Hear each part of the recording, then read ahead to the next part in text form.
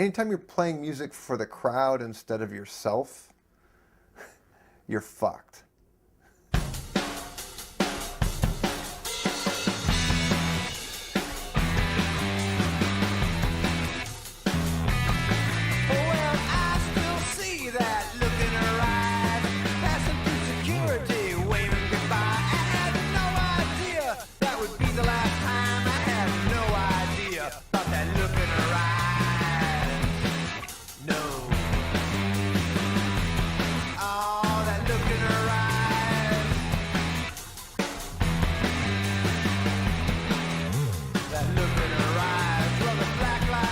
Was my baby, and the stone light was my mind.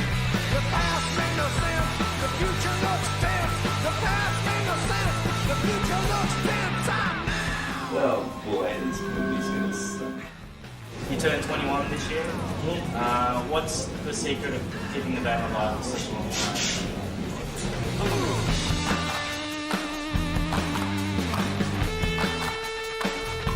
It's not a matter of referencing the past, although you can, and there's certainly things you can draw from it. It's not a matter of trying to be the future, because you don't know what the future is. You know, their point is, we do it now. We do it our way, and we continually do it now, day after day after day, which is why they've survived.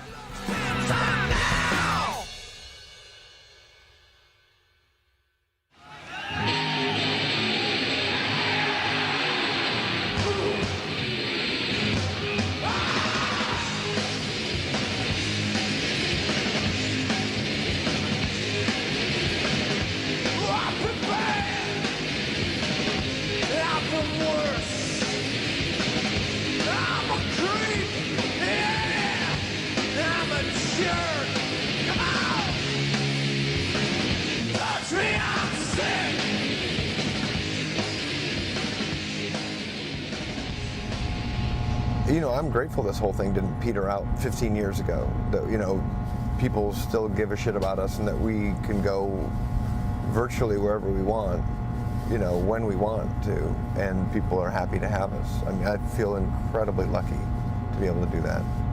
You know, I mean, we're pretty much outside of any kind of cultural existence. We exist in the past in a lot of people's minds, you know. So there's a certain amount of nostalgia and stuff to it, but I mean, that's you just can't get away from that, really. If it's valuable to other people, if they like it, that's great, you know, but I think we would do it regardless. we would still play in the basement sometimes, I think, you know, no matter what. So, can I get a beer?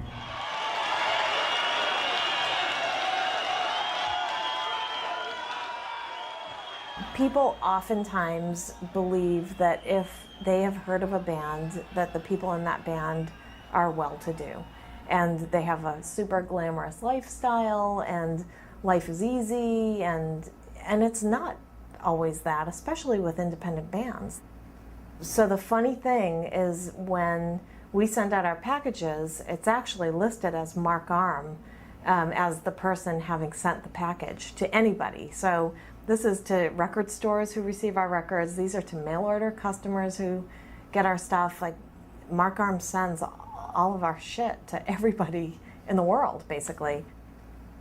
It's unbelievable that a legend have to work a normal work to live, and they can live only doing the rock and roll. Some people think that making rock and roll as a second work, as a hobby, helps to stay pure to the spirit. That's a working man's aesthetic. I'm going to certainly make sure that whatever I'm sending out is going to go to the right address on time to the person that it's addressed to.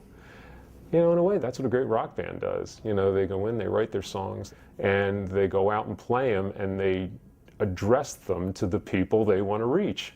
And they do it directly, and they do it with no bullshit. Right, okay, I'm here backstage at the Rickettle in the theaters with Mudhoney. And we're just going over some of the finer parts of their European tour. So night after night, another hotel room, another backstage. Are you getting tired of the rock and roll life at all, Mr. Mudhoney people? Here's a fucking band that got it right. It was like the coolest thing I've heard since like fun house as far as that kind of rock goes. I mean, Steve and Mark's fuzzy guitars together fucking sounded awesome. Their ability to kind of connect the 60s to 80s punk rock. And there's a very 60s sounding band. They don't get a lot of credit for that. There's a certain amount of chaos happening because Steve's guitar tone is so distorted, but in a beautiful way, just the perfect way. Distorted guitar that was like a jagged knife ripping through like a whale's belly. And then the guts come out with Mark's voice when he's screaming. I remember when they first started sort of being a little puzzled and going, are you sure you want the guitars to be this dirty? I think was probably the only comment I made at the beginning of the session, like, boy, that's pretty dirty, guys. Of course, the adjective grungy had not occurred to any of us, I think, at that point. But it's pretty goddamn grungy. The Seattle scene was theirs. Being with them was being chauffeured through town by the mayors. The parties were all fantastic. And it was just a great moment in time. The critics said, well, Mudhoney's this and blah, blah, blah, and they're unsuccessful because they didn't have the success of Soundgarden and Pearl Jam, and it's like, fuck you. That's a fucking amazing band. They were the powder keg. They were the first great Seattle quote-unquote grunge band.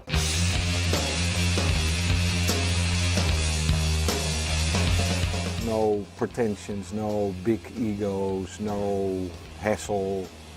Just having a good time all the time. They are the people who would be watching them.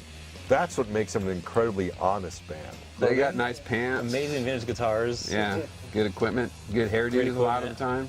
Amazing songs, and they love to drink. They would just pour beer and fill up everybody's glasses, and you'd have the funnest fucking time you could ever imagine. Everybody was welcome actually in the dressing room to party. We had like 7 crates of beer and 4 bottles of strong liquor, and it would be gone before they would go home.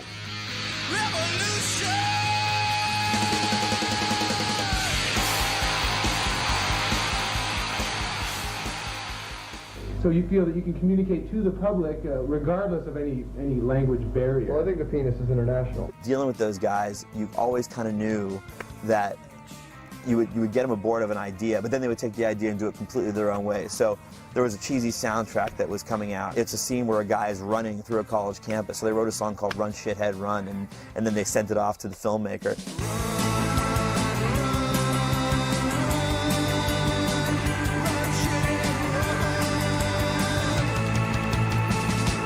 So that song is on the soundtrack, and every once in a while we get these nice little, 50-cent royalty checks for a song called Run Shithead Run. That was the last soundtrack we did.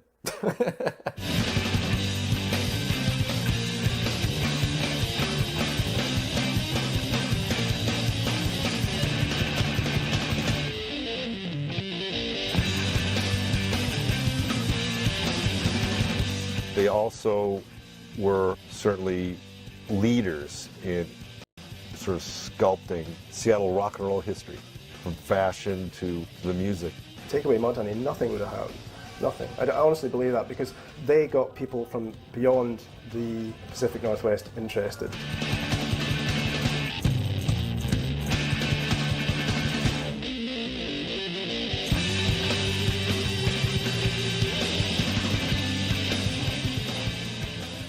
They really kind of inspired us to like play hard, or they really going on after them was so hard all the time because they had so much energy. I mean, it was these two guys with these shitty guitars just rocking out. Like they're on a trampoline. The set would start, they'd jump around and flail their guitars about. I'd see Mark bend all the way backwards to where he was on his knees and all the way back and then come back up, and they're like flying around the stage like a bunch of marionettes. They reached a kind of apotheosis where everybody in the crowd had like a epiphanic moment where the future of music was revealed just for a moment.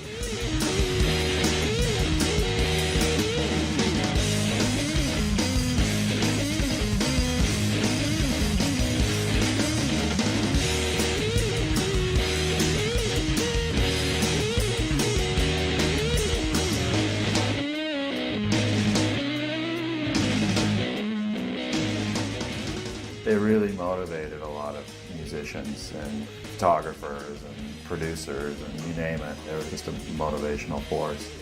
Even in Seattle, where you had this gold rush for 2, 3, 4 years, this intense attention of media, record companies, business. The guys in Mudhoney were kind of seen as stable, as guys who actually had their shit together. I worked with a lot of other bands. They get together for sound check. When it's done, they all go their separate ways, and then they come back together for the show. The Mudhoney guys, except for the odd occasion where someone's got a friend in town or something like that and a reason to go off on their own, they all just basically stick together, and they are. I mean, I think that they're some of the best of friends, I guess, put it that way. I'm a creep, yeah, and I'm a jerk. Come on, touch me, I'm sick.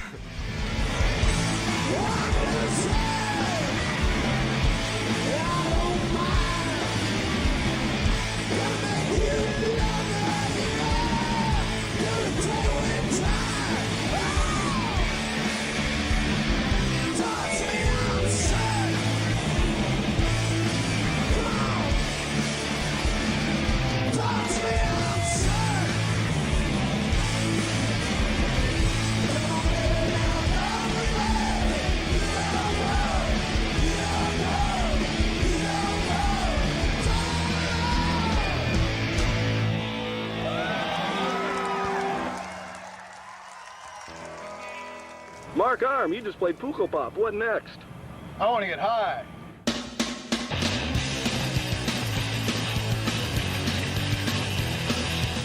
I think my voice is basically genetic. I moved here when I was 4 years old. Before that, I'd been living in Germany on an Air Force base.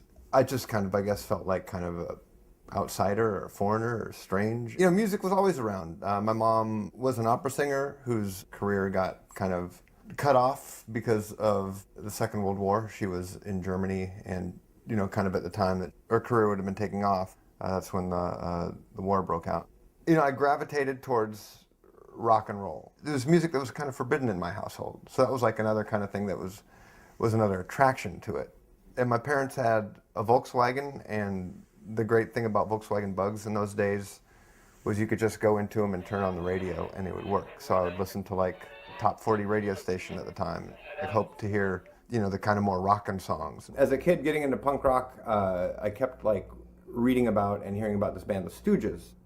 The third album, Raw Power, you could find as a cutout. It was like $3 or something like that. But the first two records were impossible to find. I finally found them in a small record store in Oregon. I bought the first one, listened to it a ton, and then like a week or two later, when I had enough money again, bought Funhouse, and it was like, holy crap. Like this is it.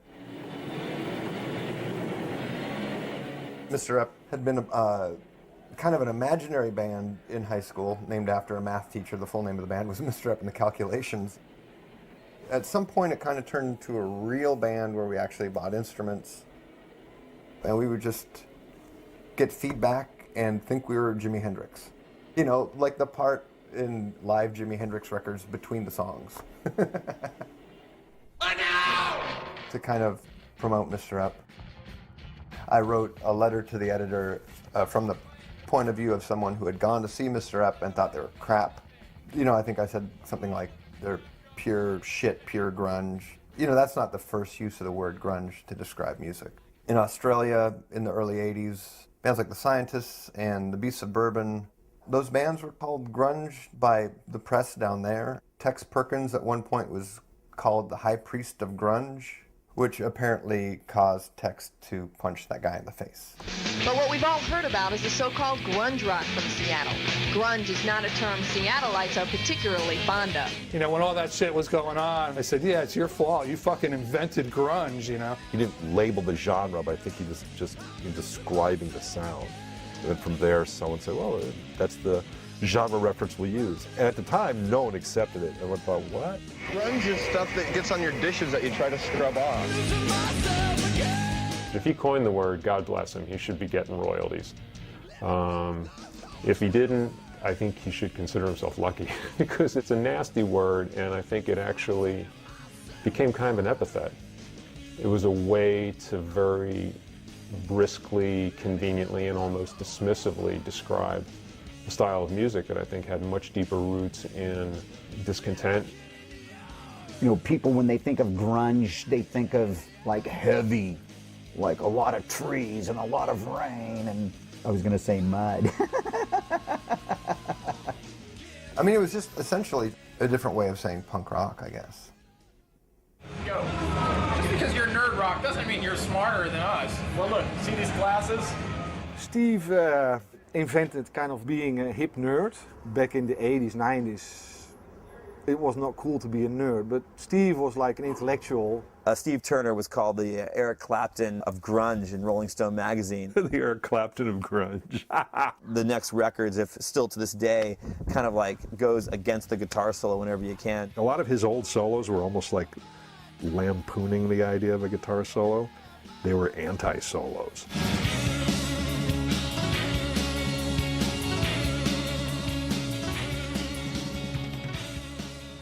My brother had an acoustic guitar, and he had the Beatles songbooks and the Eagles. Learned how to, sing and play Rocky Raccoon and Desperado in 8th grade. And then I didn't touch a guitar again until a couple years later, after I'd gotten into punk rock a little bit. Black Flag and Devo kind of showed up at the same time. That summer, they came to Seattle, and that was my first rock concert I got to go see. And that was huge because they used, skaters in their videos. All the skateboarders around Seattle went to it, so it was this huge, thing. That's why my parents figured they could allow me to go, because they figured a group of 10 skaters couldn't possibly get into any trouble. The punk scene was just so different from what I thought it was going to be like, and they seemed so much smarter and cooler to me than any other group I'd seen so far, as like gatherings, social gatherings. Steve and I early on had a kind of a musical kinship. He was one of the few people who, when he met me, said he actually liked Mr. Epp. I joined a band called Splooey Numa, and I left that after just like a couple practices because they told me I had to get all new gear. The guitar player was a real tech guy. He looked at my amp, said nope. Looked at my guitar, said nope. This is good enough. So then right after that summer, I joined Mr. Epp with Mark. The first time I met Mark Arm, I saw Green River, and it was pretty awesome show. It was at the Central, and I remember walking up to him and saying, man, that was a great show, dude. I got some pot. You want to go smoke some?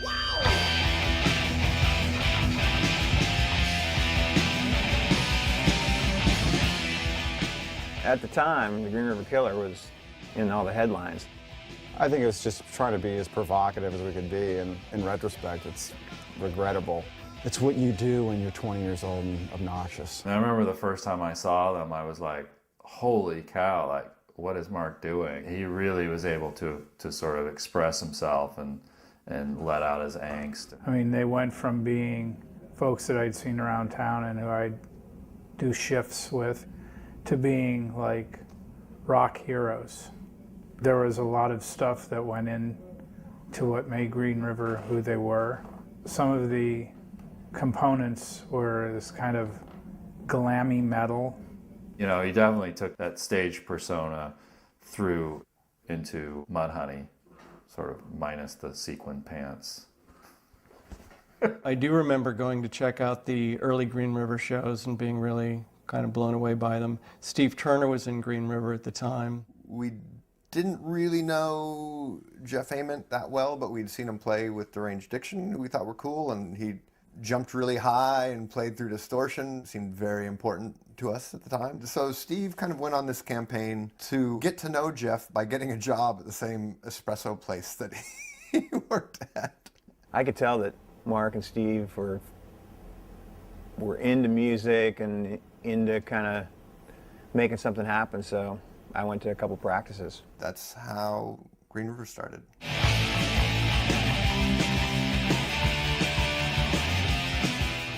The Rehab Doll album by Green River was the first record that Jonathan and I put out on Sub Pop in spring of '88. We emptied our coffers of about, I think, $5,000, which was like a massive fortune for us at the time. now, I wouldn't mind. Let's just swallow my pride. And unfortunately, as soon as the band handed us the master tape, they told us they were breaking up. So that was kind of our grand opening release, and we realized we were probably going to go out of business within a month. We're down in LA, opening up for Jane's Addiction and Junkyard. I remember Stone and I were up on the side of the stage watching Jane's Addiction, just going like, oh my God, this is like incredible. And I remember Mark and Bruce coming up at different times saying like how lame they thought it was. And I remember thinking, wow. I think any hope that I had that, well, you know, that I thought that, well, Green River could be as good as Jane's Addiction because Mark didn't like Jane's Addiction. For me, that felt like there was a big chasm there. I remember just being like kind of bummed. Like, whether people say it's Jane's Addiction split them up, it's like, it was just a moment in time where it sort of became more evident. And then when they split into Mother Love Bone and Mudhoney, there was no doubt that we were going to work with Mudhoney. The separation that sort of launched Mudhoney, which is fantastic from a marketing point of view. It's like, you know, the two sellouts went one direction and the purists went the other, and we've got the purists, and they had a fantastic band. You know, I mean, Mudhoney was fantastic. We saluted them as soon as we saw them. We were like, wow, that's so much better than Green River was.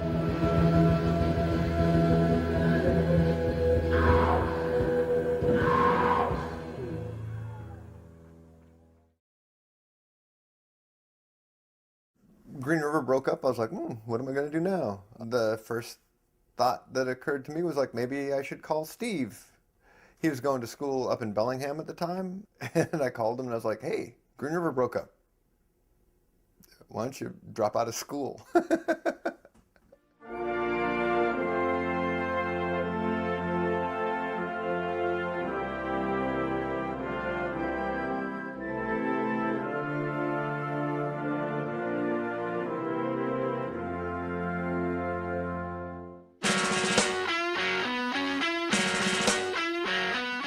That is the day, New Year's Day 1988, that we mark as the beginning of the band. That's like the band's birthday.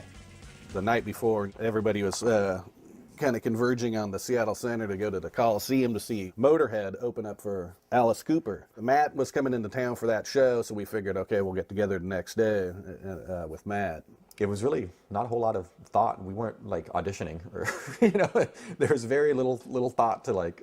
It came together really easily. I was 20 at this point, so I couldn't buy beer. I walk in to the store with Matt, you know, just kind of meeting him, and I'm like, hey, you know, want to buy me some beer? I'll give you some money. And he's like, yeah, and I give him some money, and he's like, well, he grabs himself a half case of beer. He's like, well, I got mine. And I'm like, ooh, you know, he's got his, and it was a half case of beer. And I'm like, well, can you get me one too? I knew of him just from other bands he was in, but I never really personally met him until I was in a car with him being taken to practice, and he steps in the back seat with me. I'm, hey, nice to meet you. He was wearing a beret. That's another thing I forgot about until just now. He was wearing a beret, and I'm like, oh, what's up with this drummer? But I fell in love with him. Mudhoney can influence your very life. A rewarding experience that you shall never forget. Steve and I were very into B-movies, psychotronic movies. One of those directors that we really liked was Russ Myers. Ladies and gentlemen, welcome to Sex. You have just witnessed some scenes from Russ Myers' sadistically sensual motion picture, Mudhoney, A Taste of Evil. I thought like, wow, you know, that's a pretty cool name, and kind of stored it, you know, like if I ever have another band, that might be a really good name to use. You better get your hands out of there. You're going to get in trouble. I haven't seen it for so long. It's the one with the preacher talking in black and white and spouting off all sorts of biblical nonsense. And there's a buxom blonde, white trash kind of lady running around the swamps, right? There's a preacher. I don't know. It's boobs. Deep with the flavor of evil. I don't remember much of it other than that. Seriously. For A Taste of Evil, see Mudhoney. I remember Mark saying that he introduced himself, I think, to Dan Peters and told him he should join Mudhoney by pushing in front of him at some Seattle club. in the queue for the toilet so he could vomit. And it was just like, we were starting a new band, it's called Mudhoney, like that, you know. Dan Peters, greatest fucking drummer in the world.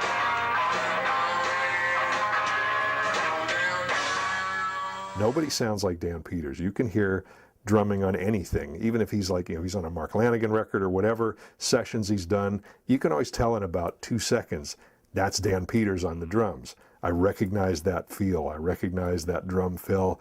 I can totally tell by the way he's hitting the snare drum. Danny is completely unique.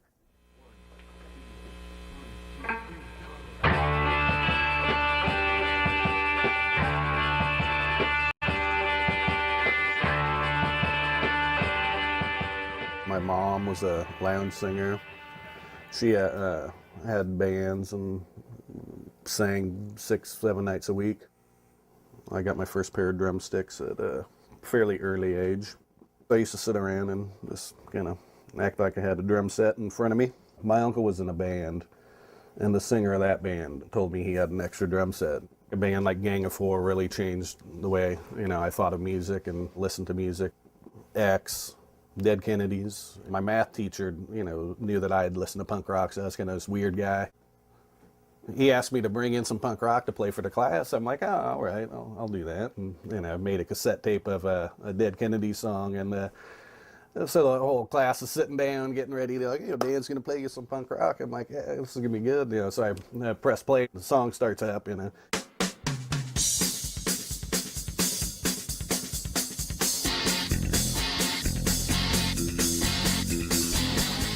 Like the lyrics are like, I don't need this fucking world. I don't need this fucking world. This world gets me down. And the teacher's like, okay, Dan, stop. I'm like, well, you wanted to hear it. I don't need this fucking world. This world brings me down. One beer down him and he's fucking gonna snap. What? Nothing. Look at this. I got a disease last night. Where'd you get that at? I don't know. I had a bunch of open sores on my hand. I was rolling around on my floor. I passed out. I go, somebody diseased me. Matt Lukin was the mud in the honey. The guy had a brilliant and surreal sense of humor. He was a work of art. I woke up at about 11 o'clock in the morning and came down, and he was sitting in front of the TV, smoking, taking hits out of a bong, and watching an AC/DC video. And I thought, this is exactly what I would imagine, almost too much so, like he staged it. But he was serious, he wasn't joking. That's what he did. His whole family said, don't go into the music business. Don't do it, get a job, become a carpenter. So pretty soon he was like, yeah, they didn't want me to be a musician, but I'm the first fucking Lukin who ever made it to Europe, to Japan, to Australia, whatever. So he was the first Lukin going around the world being a rock star. And this is Matt Lukin right there for you. Some crazy guy. Amazing guy. As a young kid, I remember playing singles of like Black Sabbath and shit like that. But it scared me at the same time. But when I got older, I was like, yeah, this is the stuff. I didn't really get into guitar till I was like about 13 or 14. And I got one, I'd sit there and pluck away. We were just friends or whatever, hanging out. The guy who played bass was the cousin of the drummer, but he would rarely show up, but he had a bass and an amp. And I'd be there with my guitar, but it's like, well, there's no one here to play bass. Why don't you play bass?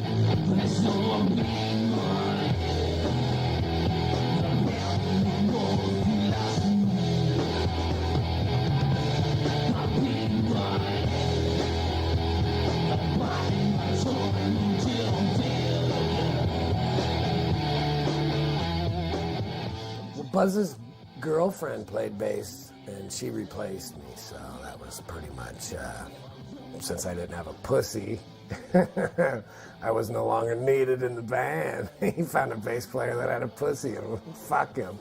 And then when I joined Mudhoney, it was like, this stuff's fucking great. It's just good rock and roll, which is all anybody wants anyway, isn't it? It's just good rock. I was working at a Japanese restaurant, and this chef there seemed like he'd already been through the punk wars and, had gone, pop sort of, and was into kind of synth pop stuff. I was talking about guitar, and I was like, yeah, I just can't really get it to sound the way I want it to, you know? He asked me what distortion box I was using, and I didn't know what that was. I was like, huh?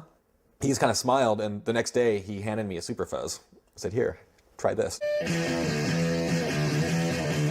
It was a serious revelation, because it's not just a distortion box, it's fuzz, you know, it's like really, really deep, thick fuzz. And so that just, you know, blew my mind.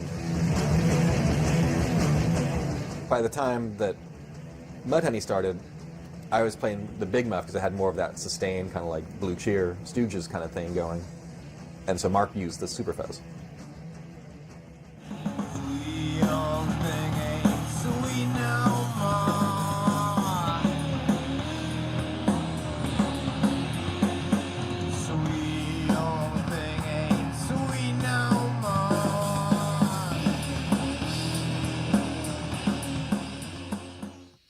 Sweet young thing ain't sweet no more.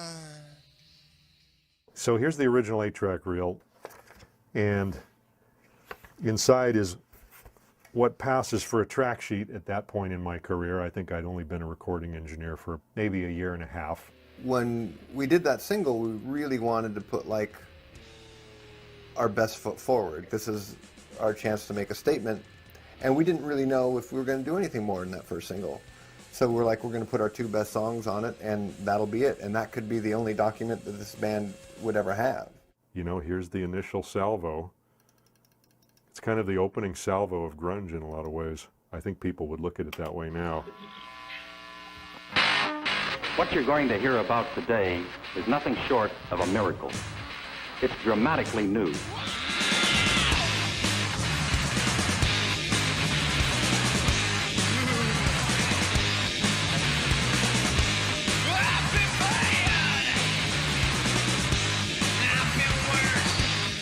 That's the apotheosis of what rock and roll should sound like. You know, touch me, I'm sick is a pretty extraordinary thing to say. You think, you know, there are 8 million ways to say I love you or I don't love you in rock and roll. Touch me, I'm sick. That was one I hadn't heard before. It was exciting and vital. It sounded really punk as fuck, too.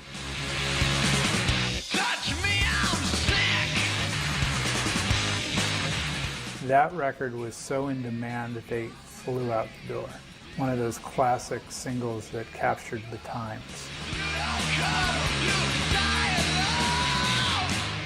It did not get on radio in any kind of widespread way. It was something that the insiders, the know-it-alls knew. But it really had a strong viral effect to the point now that it is in its own way a hit.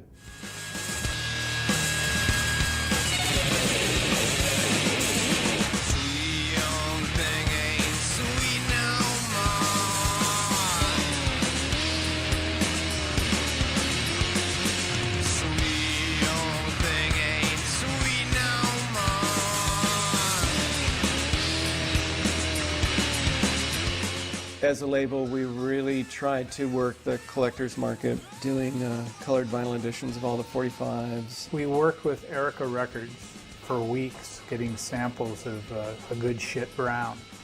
You know, and they'd send us like kind of like a veiny purple, a baby shit brown. And we were like, no. This has got to be a firm adult dog shit brown. We finally got it. Here's a little known fact. I remember Jonathan and Steve and I went out to lunch, and the whole idea for the Sub Pop Singles Club came out during a conversation about record collecting and how we could sell more records. And Steve was probably the deepest record collector of anybody in the band. I mean, I remember the first record I bought. When I was in first or second grade, I bought an Elvis Presley record for 25 cents at a garage sale. I still have that record. You know, the 2 things that have kind of remained with me, it's pretty easy. I love punk rock, I love folk music. One of my all-time heroes, Rocky Erickson. Monochrome set, he's Frank, a live version of Hospital by Jonathan Richman. Tumwater, these are beer ads from the 70s, like little tiny snippets, little songs about beer. First Mudhoney single, the super limited, just a handful of weird colors made, because they were trying to make up for the fact that they were so late, and they kept fucking up all the orders. The saddest thing about all these singles, the sleeve that they put them in, stained them, made this horrible like staining. I don't know if you can see that anyway. It's a crime against a record, though. Somehow, like, they chemically don't mix with the vinyl, the sleeves. Very sad. So they're all downgraded, unfortunately, from Mint Minus to Fiji Plus.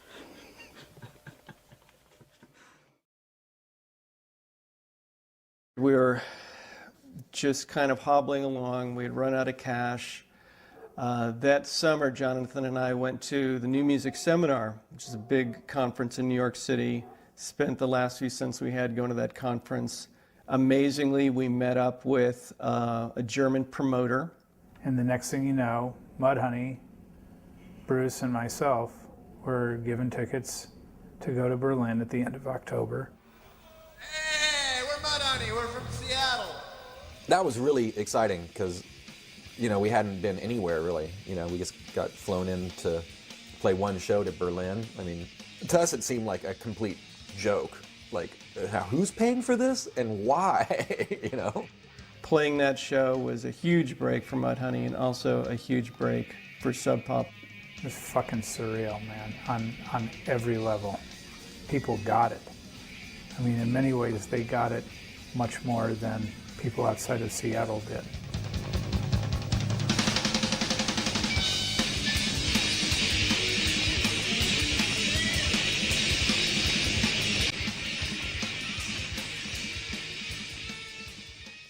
I was driving up to Seattle. There was a show that night, a band called Mudhoney were playing. I was just minding my own business. I was behind this chick that had a skeleton thing hanging from her rearview mirror. I remember thinking, ooh, you know, an alternative chick, you know, maybe she's cute. Pulled up alongside of her, and it was Matt Lucan. And I would say that Bob Whitaker, their manager, was kind of like the fifth member of Mudhoney. He was an integral part to the whole Mudhoney vibe. We'd be playing shows and there'd be some kind of ruckus, you know, and like some drunk guy in the corner, like, you know, doing something that he shouldn't be doing. Who the hell is that guy? I'm like, oh, well, that's our manager. You know, it's like, you're going to be paying him later. Everything Mudhoney did was kind of casual, kind of non-industry oriented. Bob was their manager, and I think that they split everything evenly with him like he was a band member, which is not your traditional industry practice. They kind of bucked the system, so to speak. French fry.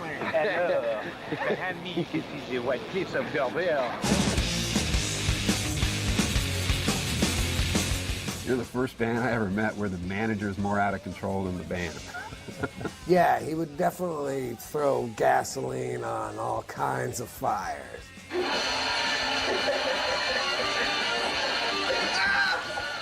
This boy was crazy. Totally crazy. He said to Bob, what the fuck is going on in here? When we went on our first U.S. tour, we brought him along kind of as entertainment. And more often than not, like he would get shit-faced and heckle us from the crowd. Matt Lucan doing what he does best. You fucking dick. You may not have even seen him, even though it's hard to miss him because he's kind of like the punk rock Big Bird. You know, I was a butt rocker with bad corkscrew hair. It was such a great opportunity for me. College dropout, go see the world. He was, you know, drafted in to be our roadie. You know, the joke is, if you asked him to help carry an amp or guitar, he'd like, carry it yourself. That's not mine. No. Bob didn't lift a finger moving anything. He'd just look at you and go, fuck you, you got 2 legs, you go do it. Like, dude, I need to add someone to the guest list. Fuck you, go to the front door and do it yourself. It's like, no, man, you work for us, you're supposed to do it. Ah, fuck you, you do it. But he was really great at finding a place to stay. Because like back when you can't afford hotels, the best place to stay is to find college girl is living in a house that her parents are paying for that's really nice or whatever. He was really good at finding those kind of people that had a lot of room and a really nice house, as opposed to finding the punk rock house that's just full of piss and cockroaches to stay in. I think the band and myself mutually had, contempt for a lot of the industry standards. I can remember it on a flight one time. I just said, hey, you guys, managers are creepy. Let me be your creepy manager. But I just said, I think I could shoulder this load without screwing things up too much. I can be your point guy. He kind of grew with us as the machine kind of grew and slowly took on more and more responsibilities. And he took it real seriously. I mean, really, he was learning as we were going too, as we all were. I was a good candidate because I'm relatively articulate, and I'm ultimately very concerned about the band and their credibility and not talk them into something they don't want. And so it was a pretty comfortable transition. For me, part of what makes a record great is how it captures the time in which it's presented. This is our B-side to our #1 hit in England called Superfuzz Big Mom. It almost immediately entered the indie charts in England, which was something that never happened. American records never made the indie charts in England. It was very rare, and it stayed there for over a year. It instantly became the party record. To this day, I think it's the greatest EP that we've ever put out. I had been, a professional recording engineer for less than 2 years at that point. Now, what is it, 23 years I've been doing this? I've made 350 some albums in 10 countries or whatever, and this shit keeps coming back. Steve and Mark just hurling towards the camera with their hair flailing, and then it looked like Mudhoney written in amazing magic marker and Superfuzz Big Muff written underneath. I challenge anyone, sit down, make Superfuzz a better record than it is. The only way you can do it is to just make it longer somehow.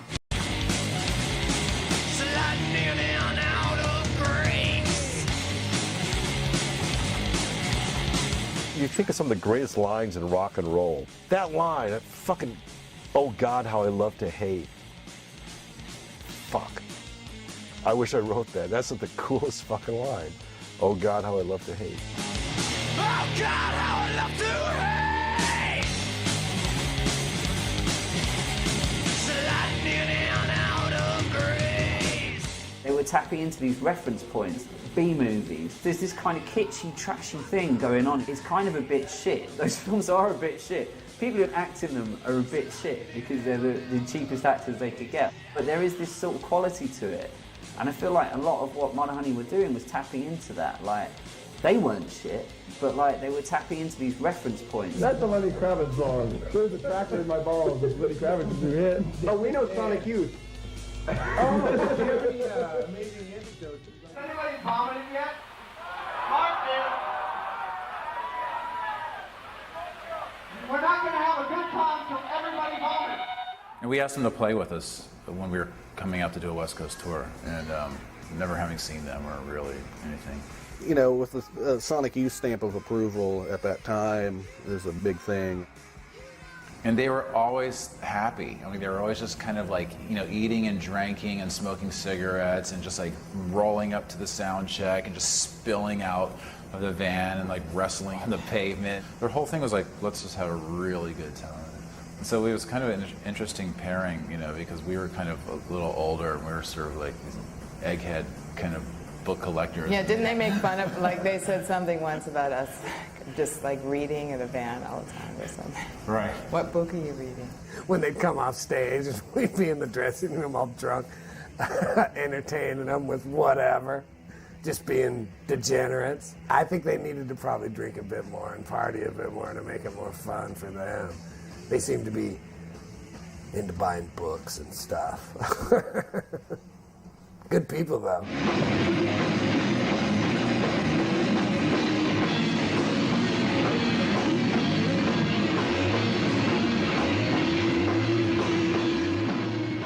One of the most famous Mudhoney gigs in London was the gig at the School of Oriental and African Studies. Mudhoney were headlining, and they were supported by Soundgarden. All of the British press at that show. So there were like at least 200 people, press people on the guest list. We played first. We played a great set. I love the set. I remember the songs that we played and the sequence with which we played them, and it was really strong. There's nowhere else in our history that we ever could have had Soundgarden open for us. That was like the one day. Kind of weird. We get up there, and there's just this weird energy in the air. You could definitely sense there's a lot of anticipation. Sometimes you need a collective of people to be in the same room together to realize how they all feel about it and to be excited about how they all feel about it. Because up until then, people had been hearing the stuff on the radio, people had been buying the records, but until you actually saw the band live, you never really get a sense of how you all feel about it and how exciting and empowering that can be. Mark Arndt always had these cynical, wise-ass jokes. He decided to ask, I would like to invite everybody on stage. They did.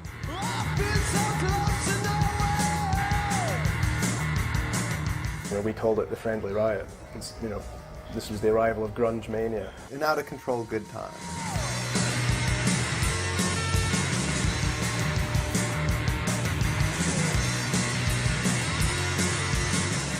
But the next day, all you heard about, in the press was how great Mudhoney was. I was bummed that we were a footnote in the reviews. That really established Sub Pop in Seattle and Mudhoney in Europe. That started the whole thing, especially in England. The basic feeling was we were still cruising under the radar, and nobody really knew, except for us, just how big the scene had gotten. So it was with that intention that we said, we're going to do a show in the Moor. And not only are we going to do a show in the Moor, we're going to sell it out. I just thought they were crazy. Nirvana at that point was barely known. Tad had something out. The bands had all been playing these little clubs, the Rainbow Tavern, the Central, there's a club around the corner called the Ditto. These are all rooms that held a couple hundred people. Playing the Moor at that time, not opening for somebody, but actually headlining at the Moor, that was seen to be a pretty big accomplishment. We knew how popular these bands had become in town, and we wanted to strut our stuff a little bit, wake people up.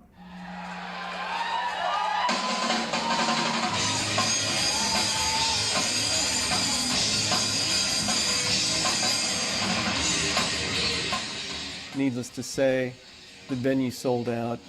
People went crazy. It was total mayhem.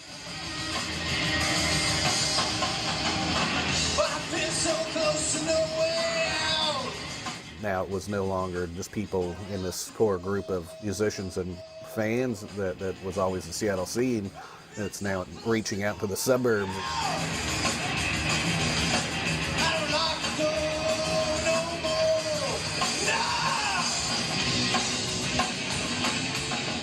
That really got the attention of the main writers for the local papers. It couldn't be ignored after that show.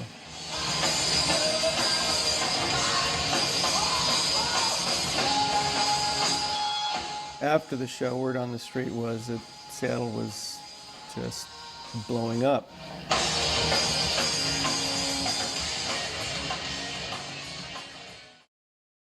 They had a relentless release schedule, and that was our whole strategy of attack, was to just keep putting something out. And that built to the album, and the album did great.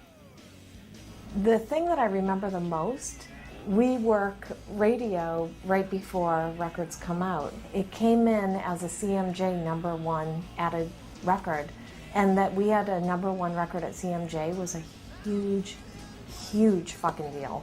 That was at the height of hair metal. It was at the height of so many things that were considered to be the cultural rule. And yet what they were doing up there was like, fuck it, whatever you're doing out there has nothing to do with what we're doing in here. We ramped up our marketing efforts, did some videos. It was like a grown-up independent rock record marketing spree.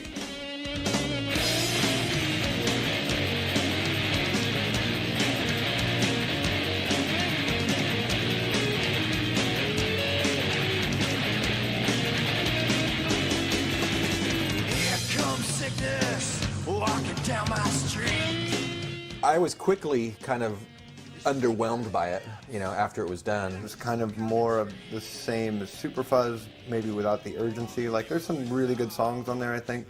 You know, Superfuzz being a 6-song EP is really concise and to the point, and there's no filler on it. You know, we don't write an album and go like, this song is filler, but, you know, after a while you kind of can step back and go like, you know, maybe that song isn't quite as good as this one. Okay, well that was, you know, the sophomore slump. We didn't raise the bar any.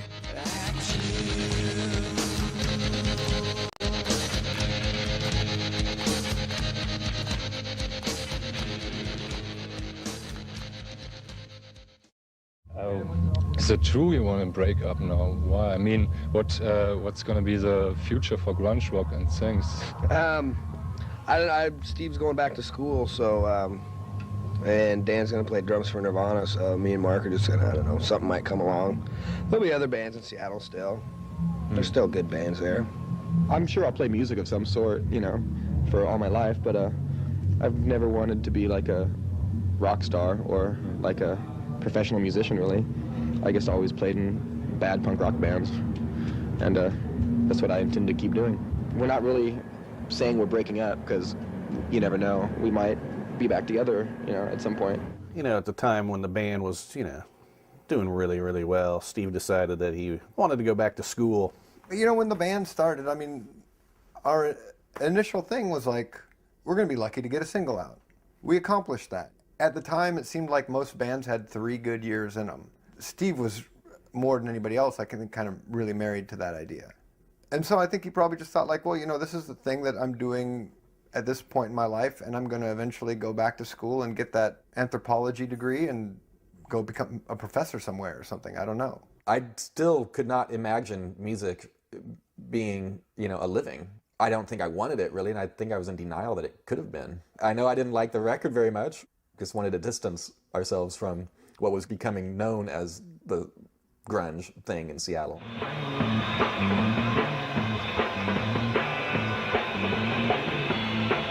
I had run into the girlfriends of Kurt and Chris at a show, and they had told me Nirvana was looking for a new drummer. Chad wasn't going to be in the band anymore. I'm like, well, there's, you know, I'm not going to be doing anything for a while. Let them know that I'd, you know, like to play with them, and if they're interested.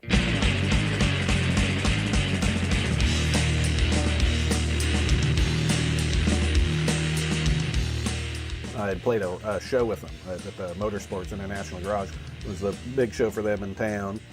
There was supposed to be a photo shoot the next day after that show for the cover of Sounds magazine. I went to Tacoma and did the photo shoot, and then they took off and went to talk to labels. When they got back from that, Kurt gave me a call, and he's like, "Yeah, it looks like we're going to sign to Geffen." And I'm like, "Yeah, all right," you know. And it's like, I'm like, "So what's happened with that English tour?" He's like, "Oh yeah, that's why I'm calling, you know." It's like, "We got another drummer." I'm like, "Oh." Turned out to be, of course, Dave, who was at the show that I had played, who was at the photo session that I did with those guys. They all knew full well at the time that I was not going to be in the band, but didn't say anything. The great thing that happened after the Nirvana thing didn't work out is I ended up playing drums for the Screaming Trees for like almost a year or half a year or something. And that was great. You know, we were still practicing and you know, writing songs. You know, I'm like, "Steve, what the fuck's going on? You know, what do you got? What's, you know, the Trees want to go in and record a new record, and they want to continue touring and stuff, and, you know, what's up?" And he's like, "I think we should tour." And I'm like, "All right." So, I mean, that was an easy choice for me to go back to Mudhoney. Energy and the vibe and stuff, it just couldn't beat it. I stopped playing with the Trees, and, you know, of course, they went on to make, you know, one of their most successful records of all time as well. Apparently, if I join a band but don't play on their record, they're going to go off and maybe have, you know, some good success. So. Well, for Sub Pop, 1991 was the make or break year, and I believe it was the early summer of '91 that John and I basically laid off everybody. We'd come in the office and pack up a box of records to ship to Japan and maybe get a couple $100. And we were really on our last legs when Every Good Boy Deserves Fudge came out. If it wasn't for that release, there's a very good chance that, we would have folded the company.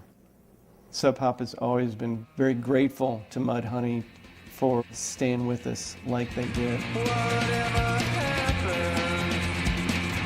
Never thought for a second that I'd let go. Every Good Boy Deserves Fudge, to me, may be the defining work that Mudhoney has released. And I know I'm not alone in that thought. That record married their wit, their songwriting skills, but there was a level of sophistication, but equal parts sophistication and dinge. It's another word for grunge. And just fucking great jams. At that time, selling 100,000 albums on an indie label was, that didn't happen too often. That was like going platinum. And we were very proud of the record because it was such an awesome disc. They can make it sound so nice. Everybody's got a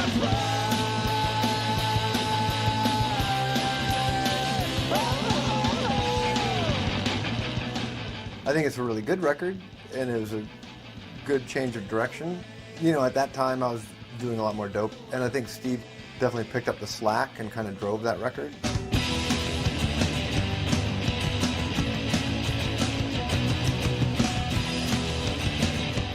I guess it kind of gets tagged more of a garage punk kind of record.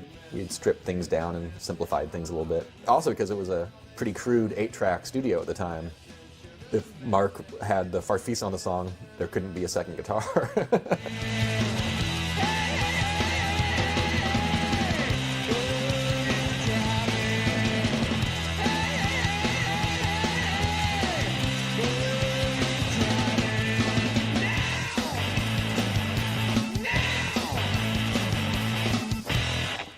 But it wasn't enough for the company to be in the black. They had an enormous amount of patience with us, because even though we knew what we were doing or what we were trying to do, those guys didn't sign on to uphold that. They were our friends, and they believed in us, and they believed in the vision of the label to a certain degree. But, they had their own interests to manage and maintain. Leaving Sub Pop was rough. It wasn't something that I'm proud of or happy about doing. It just seemed really unloyal to me to leave. It was getting uncomfortable, and we started worrying that, they were going to go out of business owing us, $75,000 or something, and it was really going to destroy any kind of friendships. I think us leaving, kind of ruined the friendships anyway, but I don't think there's any way around it. What ended up happening was it got the company to a point where it could survive just a little bit longer, and then Nevermind happened. And it ended up being Nevermind that kind of pushed the company really into a better financial place where they could kind of regroup and figure out what the plan was. If we had known that Sub Pop was going to be kept afloat by Nirvana signing to a major label, I don't think we would have left the label. We probably would have just kind of weathered the storm and waited till that happened, but of course we didn't know that was going to happen. Sub Pop was distributed at the time by a record label in New York called Caroline Records. So we thought, well, maybe we'll just cut out the middleman. President of the label came out, his name was Keith something or other. I wish I could totally remember the name, just because people like this need to have their names, they need to be called out, right? He took us to a nice lunch, started telling us what we could and could not do if we signed to Caroline. He said we would have to tour for 9 months out of the year. That's what Smashing Pumpkins were doing, and it was really helping them. It's like, why are you even comparing us to Smashing Pumpkins? It's like, come on. talked about how you need to polish up those guitar sounds and stuff. How like we needed to do a few more records before we could become a major label band. We needed to work on sweetening up our sound and shit like that. That's all we've got. It's our guitar sound, you know. You want us to totally lose like our identity? You stupid asshole. So we thought, if this is what an independent label is gonna throw at us, we might as well meet with major labels and see what they have to say.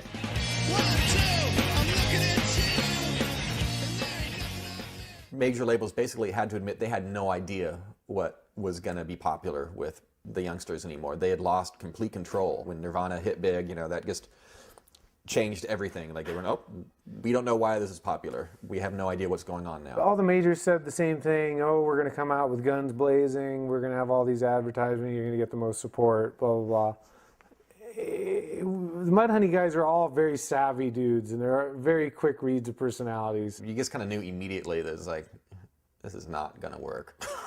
We're trying to capture audience interest and soften them up so that the salesman can suck them with a good old hard sell. We were not looking to start a bidding war because we didn't want to get into kind of a trap where we like owed somebody a shitload of money. And we went with David Katznelson at Reprise because both the label and he seemed like the most reasonable people out there that we'd met with.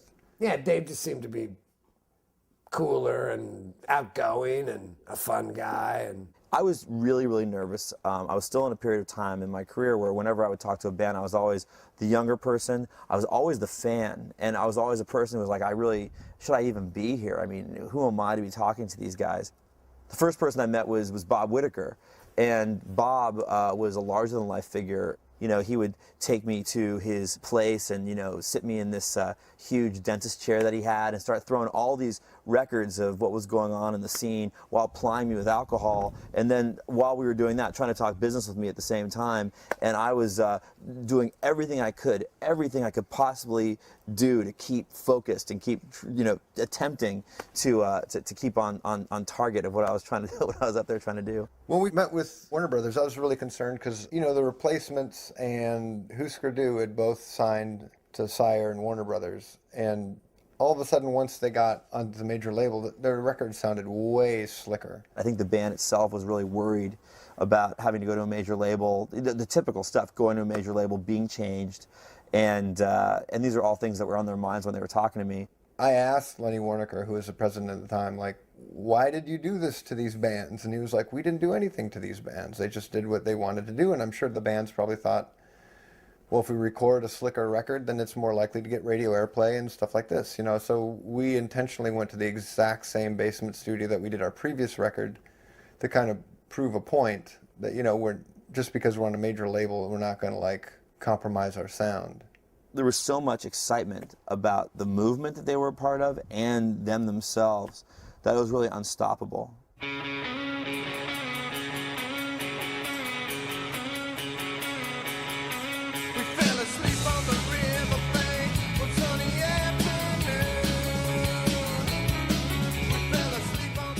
Once we were on a major label and the contracts were signed, we realized we had these budgets for every record. We found out that what we didn't use of the recording budget in the studio, we actually got to keep. Rather than going to the Bahamas and recording at Compass Point or whatever you're supposed to do with your $200,000, their thing was to keep the money and just use some of it to record with.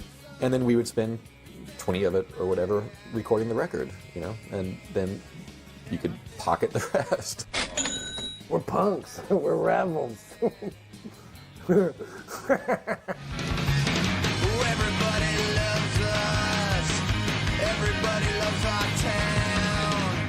That's why I'm thinking lately, I'm believing it now. Hey, hey, hey, hey. Mark's ode to the Seattle scene at the time. It's so overblown. It was recorded for $62 or $162. I can't remember which. Our attorney at the time told me not to let the label find out how much we paid for the recording of that song that, you know, was on the platinum soundtrack for singles. Don't let them find out that you paid $162 for that recording because, you know, we got a check for a lot more. Well, it's always good to get money.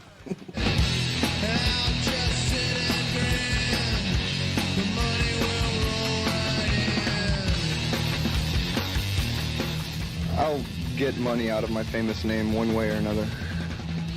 You know, that allowed all of us to eventually make down payments on houses. So that's kind of how we tried to operate each time. All musicians know what it's like to struggle. They bought roofs over their heads. It actually shows what a good survivalist instinct they had. Some of them had stock and stuff like that.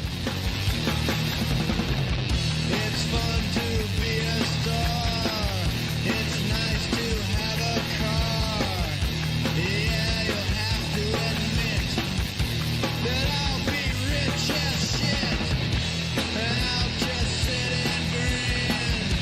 The money will roll right in.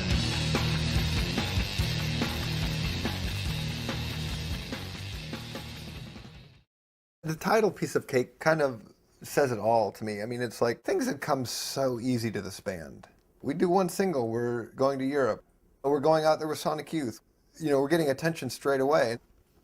Our whole approach was kind of like, we can do that, that's a piece of cake. Yeah, sure. Do another record, piece of cake.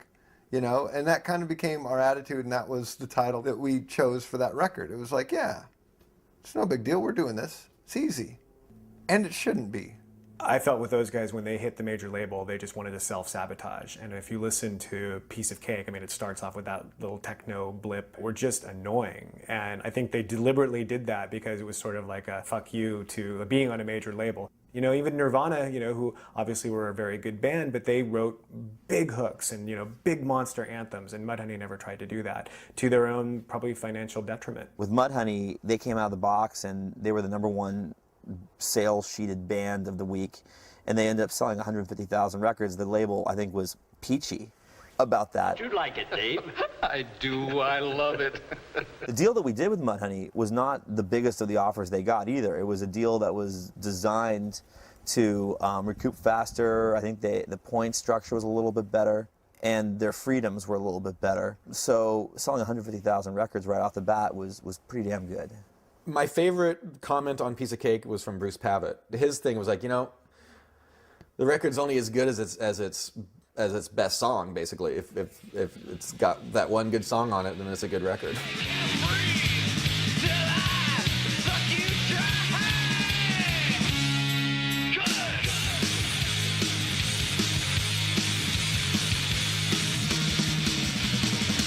I think Suck You Dry was a rousing success, and I think some other stuff on there was really half-baked, and you know, I think Mark likes to take the bulk of the credit for that.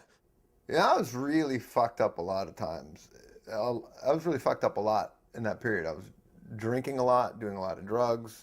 That recording session, more than any other one, you know, I was probably showing up like hour, 2 hours late every day, because I was waiting to get drugs before I could go over there. I had 7 junkies on my roster at one point, which makes life move very slow for you, because when you're talking to somebody on the phone who is doing heroin, if you have like 3 things that you want to talk to them about, you might get one of those things through, and it'll take 7 hours or 5 hours or whatever it might be. And I would be on the phone with Mark a lot, where he would pretty much go to sleep on me or something like that. And it was happening since before I got involved with him.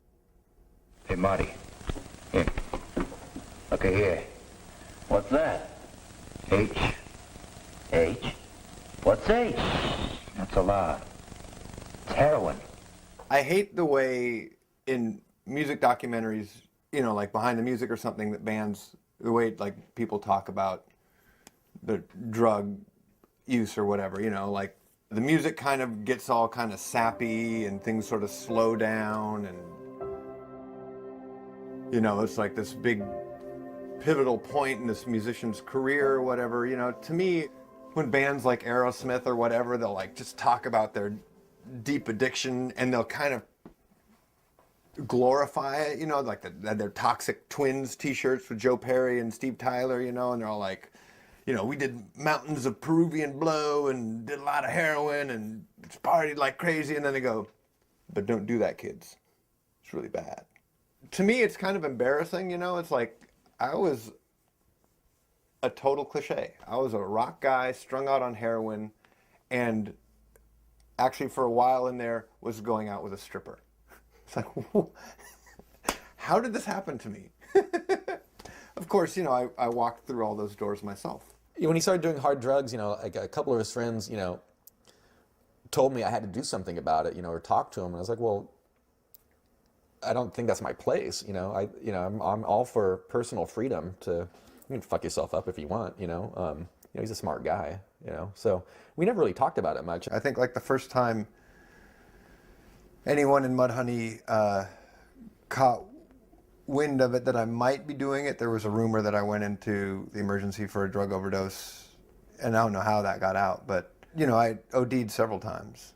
Went to the Harbor View emergency. Those guys had heard that, and I was just like, what? No way. That's not me. People do drugs because they're fun. Like it's not always like can be explained away like, oh, they're self-medicating or they have like some kind of, painful something. It's like, well, it's kind of fun. And then the fun factor gets pushed away because it's an addiction too. And it gets chemically, you're just getting more and more fucked up. It really got boring after a while. I was able to like go through this period with heroin and come out relatively unscathed. I didn't die. I didn't get AIDS. I did get hepatitis C, which I didn't find out about till many years later. That was like the only thing where like, wow, this shit actually bit me on the ass. After I stopped doing heroin, I was playing in this band Blood Loss, and one of the members of the band was doing heroin at the time. I remember like people would ask me, man, isn't it really hard to be in a band with this guy, like just after what you've gone through? And it's like, no, it's a reminder of what I don't want to be. It wasn't like I saw him and was like, man, I'd really like to be like that. It's like, I'm so glad I am not that way anymore. It was, and actually that was a real important part of the process for me. Hi, I'm Kurt Loder with an MTV News special report on a very sad day. Kurt Cobain, the leader of one of rock's most gifted and promising bands, Nirvana, is dead. It was a real kick in the pants to the entire grunge scene, Seattle scene. No one wanted to know anything more about Seattle and us because it was such a sad tale. The only bands from Seattle that were doing well that year was like, the Presidents. Moving to the country, I'm gonna eat a lot of peaches. Like they wanted happy music now, They didn't want more of us,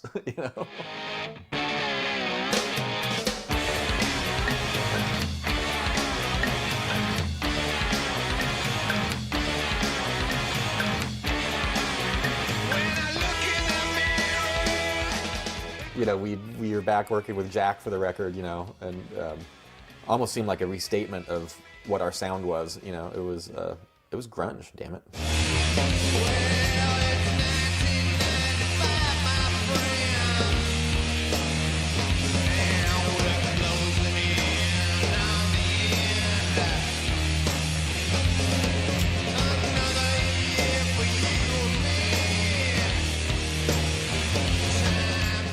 There were health issues that had been resolved. There was a whole bunch of new songs that were well rehearsed and seemed well arranged and ready to go. There was one song on there that Courtney Love thought was about her. So she called the CEO of our company, who had worked with Kurt before and knew Courtney. We did a record at Reprise. We would go down there. There was always like kind of a courtesy meeting with the president, The band was in the building, was at Warner Brothers in Burbank on that day. And it was Mark Arm's birthday on that day. The cake was being brought to Mark with the candles on it. When I get a call from the CEO, I pick up the phone. He has no idea that Mudhoney's in town. And he's like, those Mudhoney guys? And I'm like, yeah. And he's like, I never want to see those guys again. I mean, we're putting the record out. I hope it does great, but I never want to talk to those guys again. I'm like, what are you talking about? David was like trying to arrange the meeting with him. He heard back that there was no way in hell that he was going to meet with us because of the song Into Your Shtick. I never want to meet those guys. I never want to shake their hand. I never want to have my picture taken with them. And Dave told us that. And I'm like, really? I go, that bums me out, man, because that's all I've ever wanted to do was have my picture taken with whatever the fuck his name is. Who gives a fuck if you want to meet us or not? Fucking asshole. Thanks for the bottle of wine you might have bought me at a dinner sometime, but still, fuck you. And he's basically saying, you know, I got a call from Courtney and she's going back into therapy because they made a song about her on this record. Why don't you blow your brains out too? Many people think it's directed strictly at Courtney Love. It's a much broader shot than that, but she definitely fits. You know, of course, this is a year after Kurt Cobain killed himself. I was pretty angry with how that whole thing went down.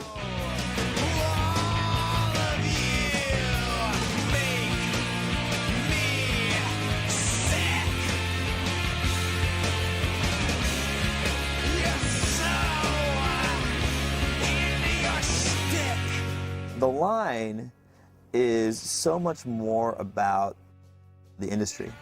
It's so much more about all those people who take art and try to push it so hard through the financial filter. The thing that kind of frustrated me the most about that whole time period was, like, we did this 2-week tour with Nirvana, and just seeing the way they had organized themselves. A lot of the people that they had hired to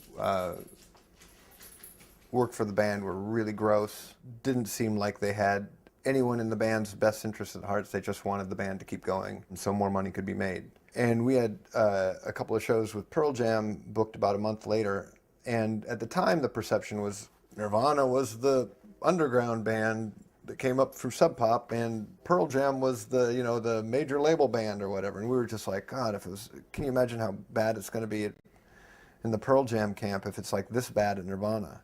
We went out with Pearl Jam, and it was just the fucking exact opposite. You know, every person was like super cool, friendly, helpful. There were people in the Nirvana camp who were just like thumping their chests at how proud they were to be working with Nirvana. And there was nothing like that happening over in Pearl Jam world. And it was like, oh, you can be at this level and run things in a smart way, and you don't have to hire a bunch of dicks. As soon as they were out playing that first show with us, and we were like interacting really for the first time in a few years in a real way, I remember thinking like, wow, this is a really good thing. And then when Kurt died, I think it was really important that we were all together at that time. You know, I think it was a wake-up call for us to have Mark and Steve and those guys there at that time, because it told us that we could stop at any time and take a break. Gostaria de apresentar dois integrantes do grande Mudhoney, Mr. Steve Turner and Mr. Mark Arm. Right now, Sao Paulo, it's time to kick out the jams, motherfuckers!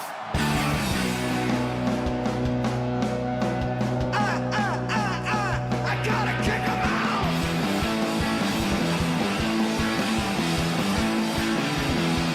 Well, I feel pretty good, and I guess that I could get crazy now, baby. Just one or two, and just a good like baby now, baby. I know how you like it, child. My thing's tight. Girl, it's still when you're doing it right. I mean, you understand. Kick out the jams. Yeah, kick out the jams. I gotta kick 'em out.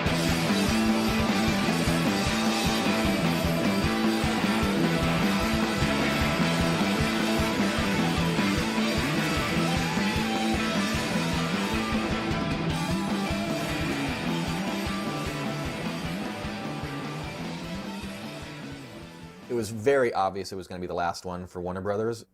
Everybody at Reprise was gone, basically, you know. One of the new guys at Warner's, you know, wanted to hear demos and didn't hear a hit and all that kind of shit, which we'd never had to deal with before. We'd always just, you know, delivered the finished product to them, and they did what they could with it, you know. He wanted to drop Mudhoney right when he got there, but he was going to wait to hear the demos. And he was actually impressed with what they had done. I'm like, hey, what whoop-de-doo for you, right? He knew that we weren't going to make him any more money.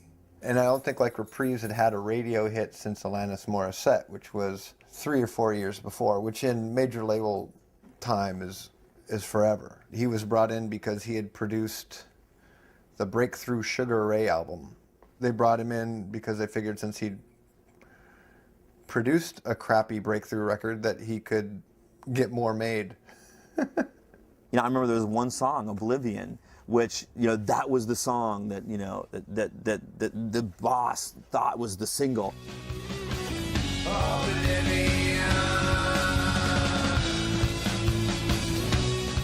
He had all these like little detail like mix ideas that he had to throw in there. He'd had some other hits, so you know these record people get cocky and they think they can. I can hear a hit now. I got the golden ear. We probably went into the studio to mix Oblivion 5, 6, 7, 8. I don't know how many times. It shows exactly why the record industry is dying, because they just throw money at bullshit for no reason. Woke up this morning,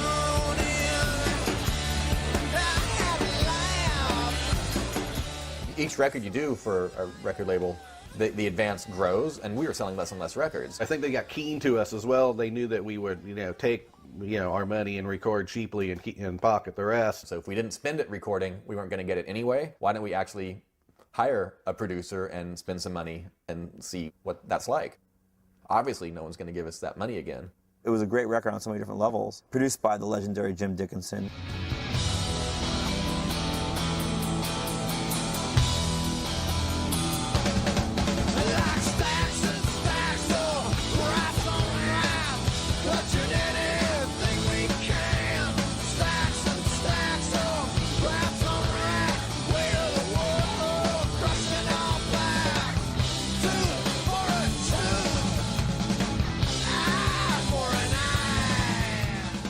You know, released into major obscurity.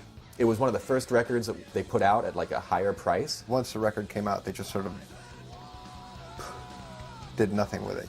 They wanted it to disappear. You know, there was that time that we had to drop them, and the conversation was almost like, you know, who cares? They'll go on and do their thing. Nobody was surprised, and the relationship ended in a really good way, where it was like, you know, I think we all agreed that even if Warner Brothers wanted to keep the Reprise wanted to keep them on, probably wasn't the right place for them to be. The music industry had completely changed. It was fairly brutal. Like the shows were getting really small. It was definitely the lowest point as far as playing live shows in the States. It was like, fuck, man, like 150 people in some shitty Florida town or something. I was like, ugh. It must have been a pretty discouraging situation for them to be in. And of course, subsequently, Matt Lukin left, which was a factor in what was going on as well, I believe.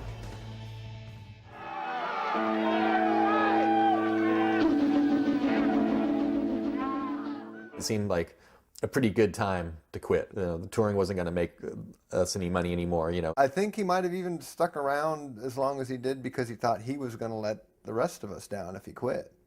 And that was a tough blow. The last 3 or 4 years in the band, I was like hoping that somebody else would quit or somebody else would make a move so I didn't have to.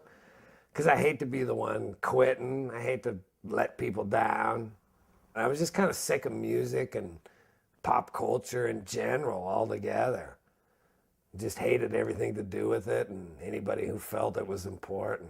I was working as a carpenter during my off time. It was kind of like going back to the beginning, back when I was like 18, 19 again. I'll work during the week and go play Melvin's gigs on the weekend, you know.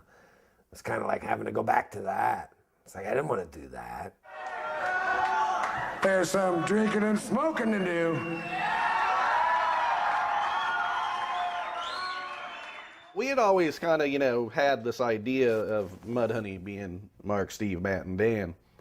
And if one of us, you know, was not in the picture, that we would not be a band. You know, I don't know if that's some kind of idealistic kind of, you know, Three Musketeers and whatever. But I guess there's 4. But, you know, so when Matt quit, my whole thing was, well, the idea of getting another bass player is not something that I'm into at all. Dan didn't want to do it without Matt. They were kind of like the two partners to me and Mark. They roomed together and all that kind of stuff, you know.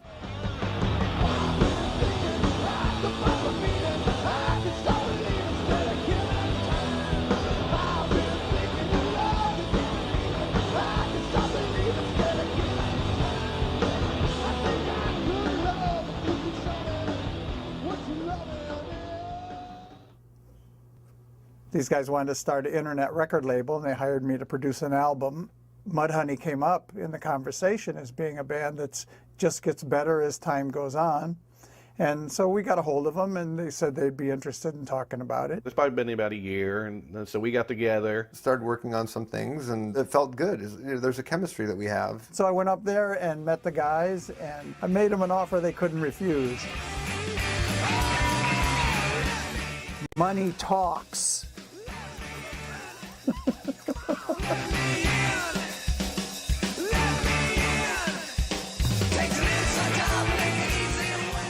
And that song ended up kind of starting off our next record. That's kind of how we got that ball rolling again.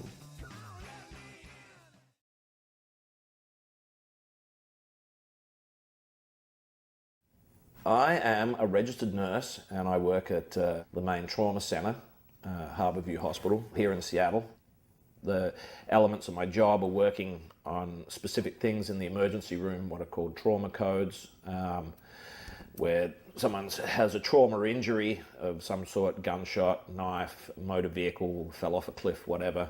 People have some, preconceived and prejudiced ideas about what being in a band is, and, oh, you're a philanderer or a drug addict or a person with low responsibility. But it's come out, obviously, it's hard to conceal in this town that you're in Mudhoney, because, you got pictures in the press and stuff like that. So when Mudhoney first started, and they came to Australia very early, and my band went to America around the same time, 88, 89, and we became friends just because we were in... As a teenager, I'd been obsessed with punk rock. I'd sort of mucked around with some friends at high school, just like in the garage or the back room or whatever. And I actually started off wanting to be the singer of the band, but as it turned out, we could not find a bass player, and I couldn't play bass and sing at the same time, so I became a bass player. But I had a bass guitar and I was interested in. I'd already been playing with Guy in Blood Loss, and I was like, if Matt doesn't want to do this anymore, Guy would be perfect for the band. He's a good friend already, and he's a great bass player. He's got lots of really, really cool ideas. It was a little strange, though, because I've been a fan of the band, and so I always considered the band to be, the four-piece that it originally was, with Matt on bass. Learning the songs and fitting in wasn't that difficult. I started off just by going over to Steve's place in Seattle and sitting out on his porch and just doing the songs with an acoustic guitar. The first practice we had with Guy, at this point I was just still kind of, getting a new bass player. He comes in and starts playing, and right then and there I knew it was, this is going to be cool, and he's a great bass player. And that was really great to get a fourth person in the room that was, fully engaged again, like Matt had been at the beginning. Definitely Guy brought some new energy to the band, Spent a couple months teaching him their catalog, and finally started to move forward and write new songs. He's got a different style, but he's a very, very good player. Excellent choice to play bass in Mudhoney. I was actually thrilled to pieces when I found out that he was going to join the band. And they're still great friends with Matt too, so it works out, I mean, Matt comes to the occasional Mudhoney show and sits out back and drinks all their beer, so it still works out, He does the same thing he was doing before, he just doesn't get on stage, basically,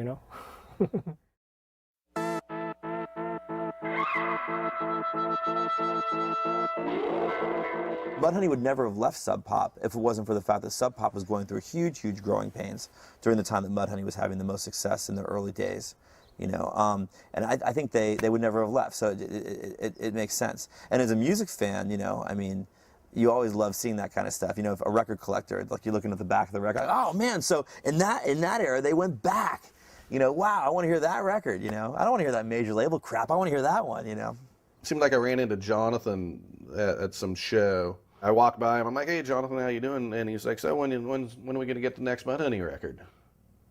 And I was kind of like, taken aback. I'm like, you want to put out another Mudhoney record? He's like, of course. And that to me, that was just kind of, well, that's cool. There are few joys greater than the joy of knowing that Mudhoney was going to come back to Sub Pop when the time came. And it was something that we all felt really excited about, and it was something that made us feel super proud, was kind of for them just to come home, because that's still the way we saw it. It didn't feel even like the good old days. It felt better than that. You know, it really felt like a homecoming. Sub Pop was no longer the like flying by the seat of its pants, making it up as they were going along. We were both learning at the same time. And they were learning how to be a record label, and we were learning how to be a band, you know. They learned from their mistakes, and, you know, I can't imagine being on a better label. People who come to work here, you know, the early days are mythical. So, you know, now Mark is in the office all the time, and there's a certain earthbound quality, which I think, frankly, suits Mark better. I don't think he necessarily wants to be a rock god. But there was this real feeling, you know, the prodigal son, you know, this whole idea of like the band that built Sub Pop is coming back.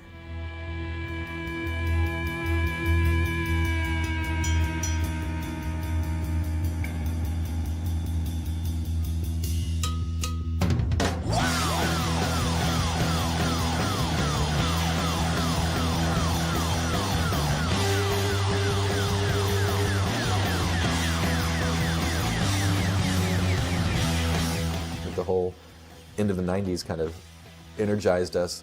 After we weren't getting paid for any of it, we were playing a lot more music, collectively and individually and stuff. We were like doing a crap load more music than we'd done in years.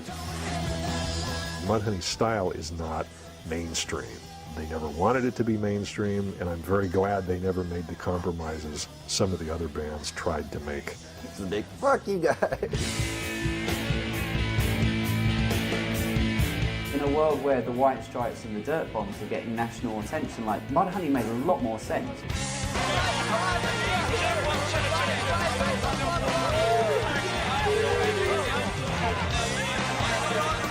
And for the reason that Mudhoney became popular again was because they were almost a direct link to that time and to that place, and to, you know, to Nirvana. For kids who'd never seen Nirvana, for them this was like a living, tangible link to that whole scene.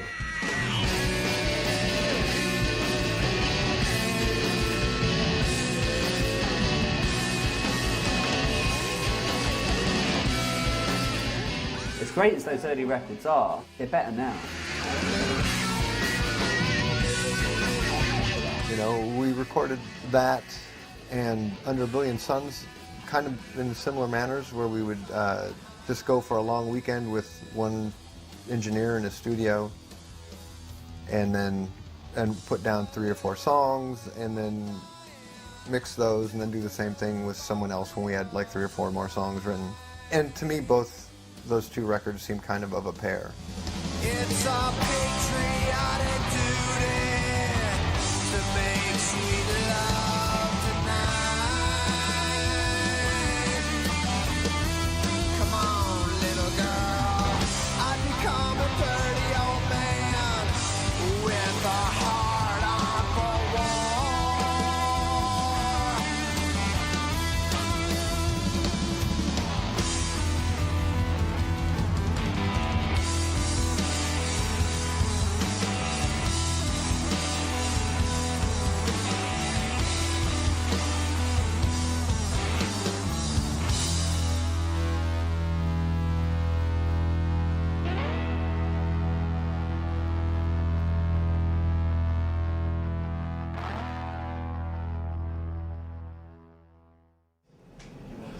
Oh, yeah, sure.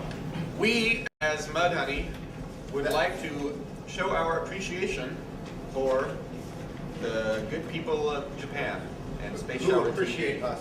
Who appreciate us. And the rest of you who don't appreciate us,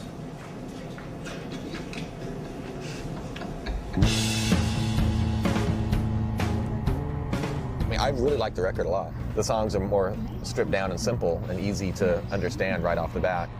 I never like all of our songs, you know, and I never like all of our recordings, you know. This one came closer. we did it all in one weekend. We'd done most of the tracking like by Friday evening, and then I started doing the vocals and finished most of the vocals, I think, by Saturday evening. Basically, it was the first completed take. I remember coming to the end of the song and I had to like kind of throw up my hands so Dan knew that this was like the end, and that was the take, you know. It was like, wow, It's not going to get any better than that.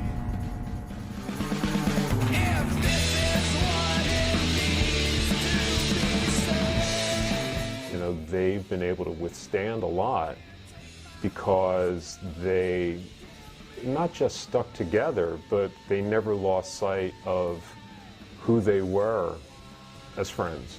You know, they always say, don't go into business with your friends. Well, sometimes your friends are all you got. They're all total music nerds. You can go out, sit down to dinner, and inevitably it turns into like, no, that band was not punk rock. They were like post-punk rock.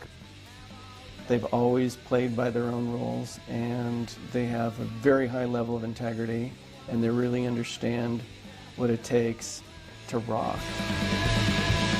Nowadays, the tours are short around work schedules, around kids, around, whatever, around various different things. So typically it's a block of time is picked and then it's just filled. That's what it comes down to. It adds a bit of a sort of vacation vibe to things for us because we don't go out all the time, and when we do go out, it's kind of, once, twice a year. It's kind of special for us, and we're going places we want to go, and yeah, we get to hang out. I'm grateful that we get to tour at all. I'm grateful that there are people out there who give a shit, who want to see us, and who will bring us over to Japan or bring us down to Brazil or do a show with us someplace in Europe, Unfortunately, we can't tour the way we used to be able to tour because everyone works or has commitments with their family. So when we do tour, we tend to pack a lot of stuff into a short period of time, which may not be the smartest way to go about doing things, but it's the only way we can. It's, fun for us. It's low key. We're not trying to sell records necessarily. There's no pressure for us to get out there and, work the record. It's a cool space right now.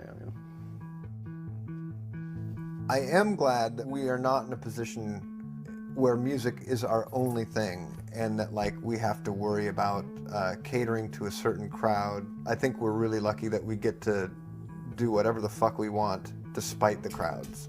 There's a lot of people think of music as a way to get something else. To me, and I think the rest of the band, music is an end in and of itself.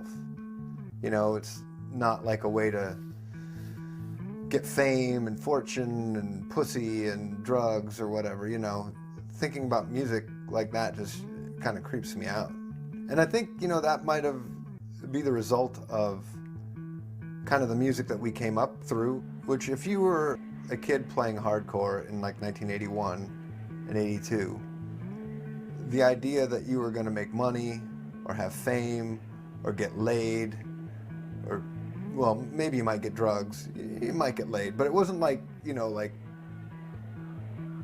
anybody was clamoring to hear this kind of music except for a handful of other kids your own age.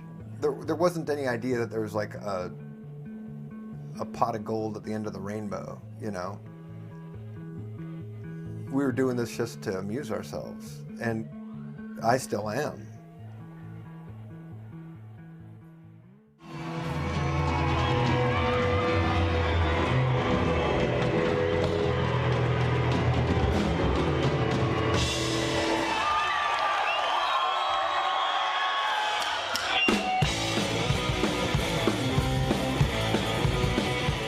Made this be the official document. As long as those guys want to make records, I'm going to put them out.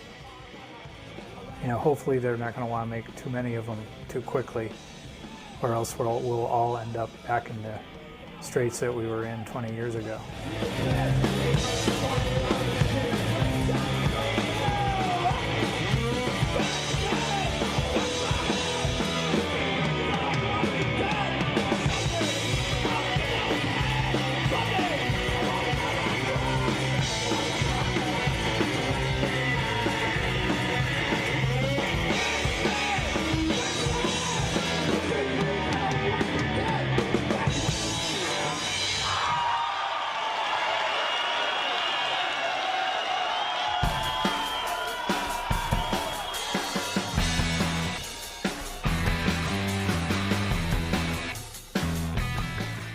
I just think a lot of it's luck and, just sheer talent, just, and blistering licks and, hot drum fills. Well, really, that's what it is. I mean, we're just a fucking great band, really. You know, yeah. It's a proven fact, isn't it? It got universal praise and universal play. The only person, quite ironically, who gave it a bad review is Grant Alden. I'm calling you out right here, motherfucker. White shoes. Wearing the big old white shoes. There's a lot of pictures and videos of me wearing big old white shoes, and I'm like, damn, why didn't I have a little more fashion sense back then? It was in the hotel lobby where we were staying, and Lucan was walking by, and I said, "Hey Matt, say hi to my girlfriend." And I handed him the phone. He'd never met my girlfriend, didn't know who she was, and I just kind of met the band. So it was the first time we toured with them. So I go, "Hey Matt, say hi to my girlfriend." And so he grabbed the phone and says, "How big's your pussy?" The first words out of his mouth.